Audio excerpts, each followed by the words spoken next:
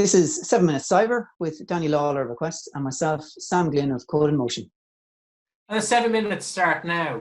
Sam, for this video, I thought we'd talk a little bit about what would happen in a scenario where you are a regulated firm and you have just discovered that you have been the subject of a successful, sophisticated cybersecurity attack. Okay, I think the first thing you would do is find out, have you got a plan? So if you have a plan, an incident response plan, then open that up and try to follow it through, and hopefully it will discuss the phases of the response that I'll go through. If you don't have a plan, I think you just need to be ready, because it's going to be a bit of a shit show. The first time you go through this, whether it's for real or in a safe test environment, it's never good. Your standard reaction is based on emotion. It's a very stressful time. You want to act urgently. You want to recover things quickly. You want to get back to operational. You want to get operations back up and running. Unfortunately, the actions that you will take in those circumstances, acting urgently, acting with emotion, will probably result in you missing steps. It could result in you destroying evidence.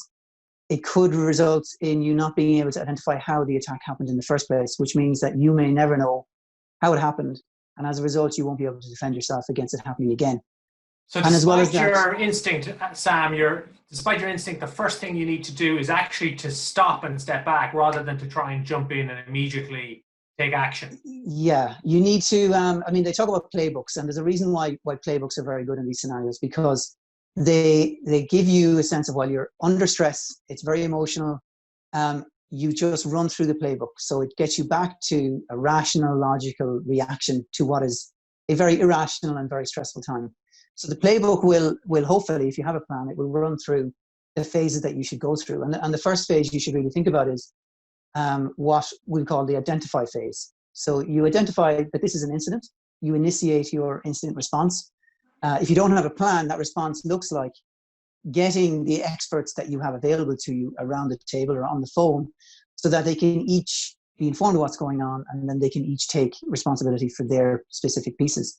And those experts would include, legal experts, to consider the legal requirements, regulatory requirements. If it's potentially a data protection breach, if and when you need to inform the Data Protection Commission.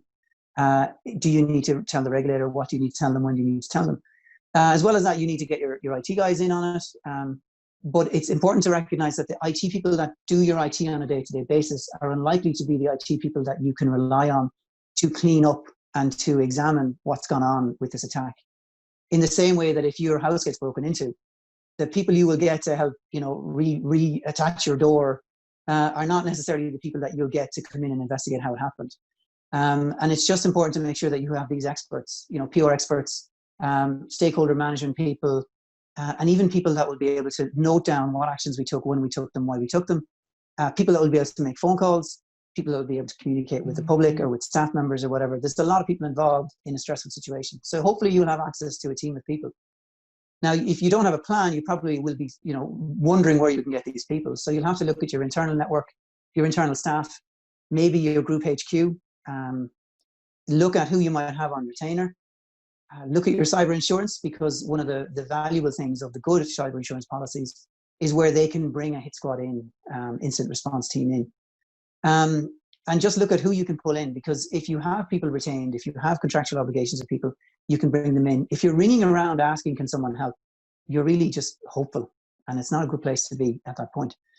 So once you've kind of got your people, you need to analyze, how did this happen? Because while you might be aware that something has gone on, that might just be a symptom and you don't identify the root cause. You need to find out the root cause, because if you don't know the root cause, you don't know how it happened, so you don't know how to stop it happening again. And once you've identified that, you need to respond. So you need to contain whatever the problem is and stop it spreading. You need to then eradicate it, which could take a lot of time. And then you need to start recovering. So you need to then get into your disaster recovery. So now you've got rid of whatever the problem is, you need to start looking at your disaster recovery plans, getting data back, getting systems back. And you need to recognize that depending on when the infection occurred, because they could have been dwelling on the network for quite a while, your backups may have to go way, way, way, way back before you can get to a point where you've got something you can trust, or a copy of the data that you can trust. And that will cause you problems then for your kind of recovery time objectives, your recovery point objectives. and how long it will take your business to get back up and running and get back to where they were before this attack happened. So it is a costly, time-consuming process. It's stressful. But once you're back up and running, the next phase that you have to remember to do is to look back and learn and ask people at the time, what did they experience? So while they're still in the emotional state and wiped out, ask them, what did they think went well? What did they think went badly? Before the nostalgia kicks in, before the groupthink kicks in, before people start comparing notes and kind of, ironing out the little bits that they saw.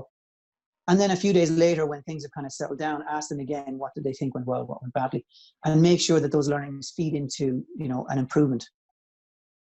But the key thing I think that you need to worry about is thinking about the reaction that you have. Don't react to the way you would normally react. Think about the phases and think about logically going through it with the experts that are available to you. And I guess the performance of firms who experience this but have a plan 1 minute to go to deploy. 1 minute, okay. The firms that have a plan that they are very familiar with and are ready to deploy will be that much better than firms who either have no plan at all or have a form of a plan that was a template given to them by an advisory firm that's never been looked at, never been updated. Nobody knows what it says, and it's a complete surprise until you actually open it when you are in a disaster scenario. So planning and preparation is key here.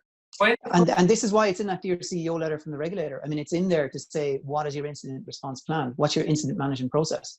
Because they know that if you don't have a plan, if you haven't played this out in a safe world and you haven't learned the lessons from then, playing it out when you're actually dealing with a real incident is never going to work out well. It's not. And when it comes to regulated firms, the regulator will expect to be notified that this situation has occurred. They'll expect to be notified promptly. And the kinds of questions they're going to have are, well, we require you to have a cybersecurity policy. We've written to you about it in our Dear CEO letters. What was your plan? How good was it? How well was it deployed? Why was there a breach? There's our 7 minutes. So I suppose my last thought in terms of worrying about regulators when it comes to cybersecurity. When you turn it off? When it comes to cybersecurity, the last thing you want to be worrying about really is the regulator. Where your focus is actually, it's the hackers, it's the cyber attackers. They're the ones who are going to test your system much more than the regulator is.